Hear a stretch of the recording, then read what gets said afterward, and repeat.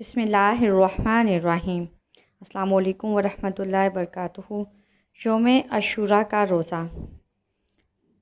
Viewers, آج کی video میں ہم آپ کو یوم عاشوراء کے روزے کی فضیلت بتائیں گے۔ حضرت عائشہ رضی اللہ تعالیٰ عنہ سے روایت ہے کہ دور جہالت میں قبلہ قریش کے لوگ 10 محرم یوم عاشوراء کے دن روزہ رکھا کرتے تھے، اور رسول اللہ صلی اللہ علیہ وآلہ وسلم بھی دور جہالت میں یہ روزہ رکھتے تھے۔ پھر جب آپ مدینہ تشریف لائے تو بھی آپ نے خود یہ روزہ رکھا، بلکہ اس روزے کا رکھنے کا لوگوں کو حکم بھی دیا۔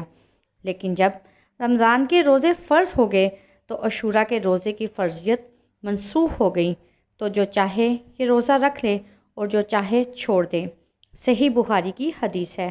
حضرت عبداللہ بن عباس رضی اللہ تعالیٰ عنہ فرماتے ہیں کہ رسول اللہ صلی اللہ علیہ وآلہ وسلم نے فرمایا، جب اگلا سال آئے گا تو ہم انشاءاللہ 9ویں تاریخ کو بھی روزہ رکھیں گے۔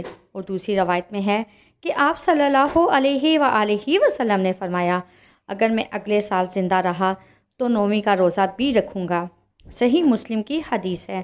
ادنیٰ درجہ یہ ہے کہ صرف 10 محرم کا روزہ رکھا جائے، اس سے اعلیٰ کہ اس کے ساتھ 9ویں کا روزہ بھی لیا جائے، اس سے بھی اعلیٰ کہ 9، 10 اور 11 محرم کے 3 روزے رکھے جائیں، تاکہ ہر ماہ میں 3 روزے رکھنے کا ثواب بھی حاصل ہو جائے۔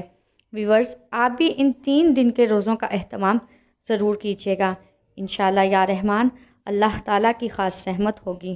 اگر آپ کو ہماری یہ ویڈیو پسند آئے تو اسے لائک اور شیئر ضرور کیجیے گا۔ جزاک اللہ خیر کثیرا کثیرا فی الدنیا والآخرہ۔